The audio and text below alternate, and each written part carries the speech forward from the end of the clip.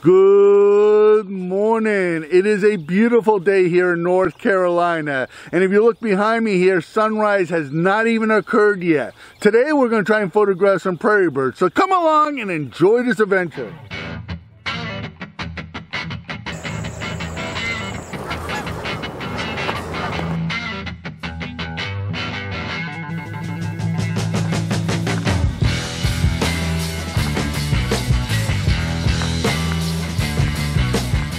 Some birds are generalists. I point to the mockingbird and the mourning dove. These two birds are found all over North Carolina. They live within human communities. They live out by the ocean. They live in the mountains. They live in forests. They live in prairies. They live almost anywhere and can take advantage of a huge amount of food. Where other animals like the Grasshopper Sparrow and the Blue Grosbeak are very particular about where they nest. They only nest in areas where there's high grass that they can build nests down low. They are very dependent on prairies. They can't live in forests. They can't live in even heavily brushed areas. It has to be an open area. Now, and a wild prairie is very dependent on fire. It has to burn regularly every year to eliminate trees from encroaching in on these prairies. Now here in North Carolina we don't have a lot of wild prairies, but what we do have is a lot of agriculture, and these birds have learned to take advantage of agricultural areas. So today I'm going to walk along this field here and hopefully get some good photos of these birds here.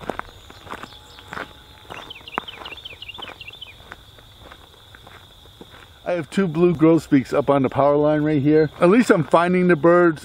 As I've said before, I hate these kinds of images. First of all, photographing anything on a power line is very difficult because you end up with a situation where the sky behind it overexposes the bird in front of it. So you have to advance your light meter. You end up in a situation where the sky is overexposed. You have this bird on a wire. It's not a really good picture. So I'm really hoping that these birds fly down so I can get a really good picture of them. But it's exciting seeing them, and I'm just going to stay focused on them and see if I can get a picture of them. Just had that blue grosbeak stop on top of this tree right here singing. Now, birds first thing in the morning do two things. One, they try to get a quick meal in. The other thing too is that the male birds will fly around trying to reinforce their territories. They'll sing to tell other male birds that they're still around, that these are my territories, so stay out of it. And this is a great opportunity for wildlife photographers because that means the birds out there moving around, it's singing, it is letting you know where it is, and it's letting the other birds know where it is. The drawback to that is that these birds are moving around a lot more, so that's a drawback. But I'm going to stay focused on this. I'm hoping that I can get a better shot of it. I'm not really thrilled about this shot on top of this tree here because I have the same problem I have with the power line. The background's a little overexposed. You still have the bird high in a tree, so you don't get a really good look at the bird. Also too, the bird was facing away from me. I did shoot with the aperture open all the way. I did advance the light meter about a half a stop, and that gave me a shutter speed of about 1/1000th of a second. So if these images are any good, here they are.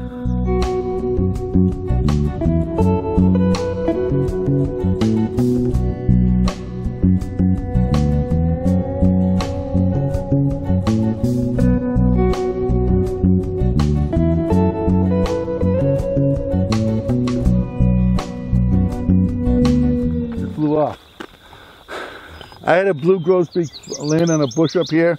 I think this is going to be a little bit better photography, better image than the image I just took of up on the power lines here or on that tree there. And the reason for that is that I have a tree that's out of focus behind the bird, so I don't have the sky overpowering the image there. I did turn my light meter to 0. It was a darker image, so I'm really hoping it came out.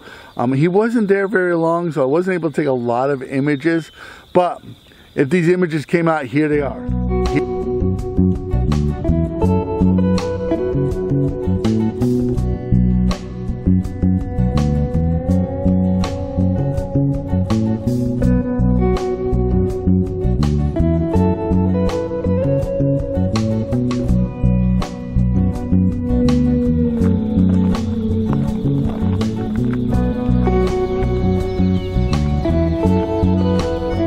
One of my hobbies that I really enjoy is fishing, and fishermen focus on structure.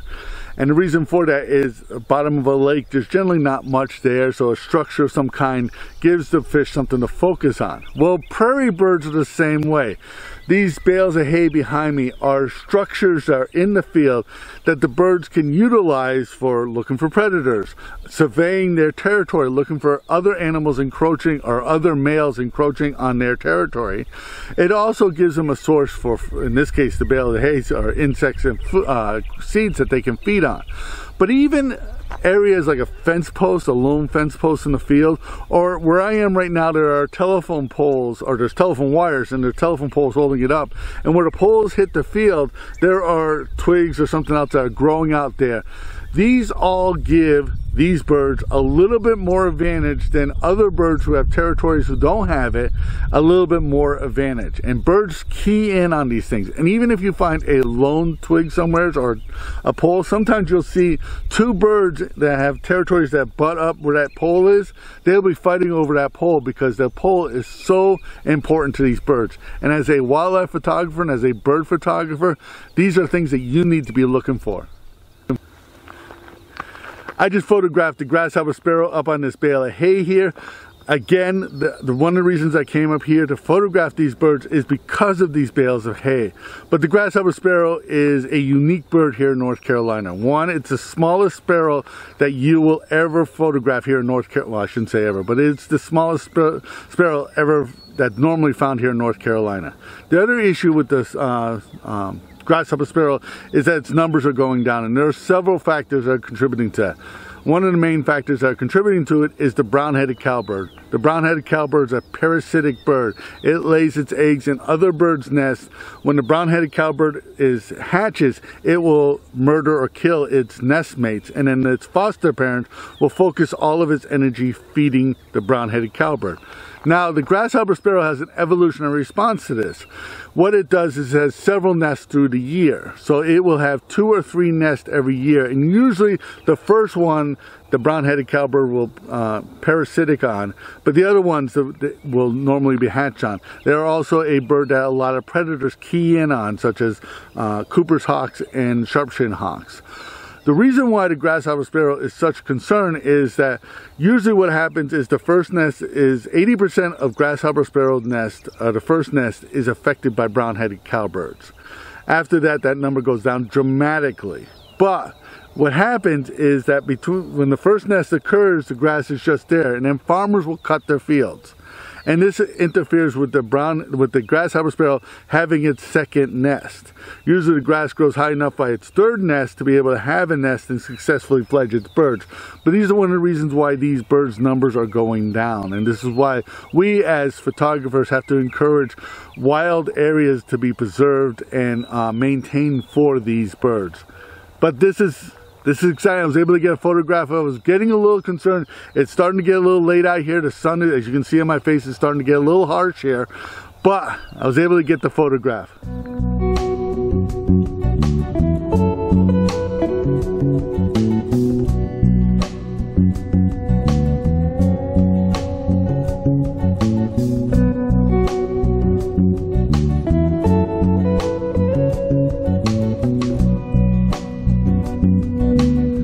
Sometimes when you're photographing prairie birds, you gotta look at it like landscape photography.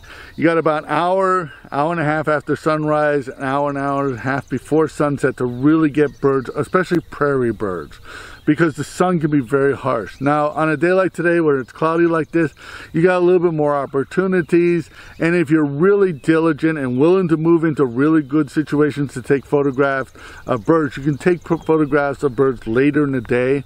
But it can be a lot more difficult. But getting out here in the morning gives us a little bit more opportunities, and I'm very glad I did it. I really wanted to focus on the grasshopper sparrow and the blue grosbeak. These are two birds that are prairie birds that I was really excited about seeing and photograph them. So if you got anything out of this video, please give it a thumbs up. Please subscribe to this channel because that really helps us in the YouTube world. Become a Patreon supporter. Your support allows us to keep doing this. My name is Leahy, and thank you for watching.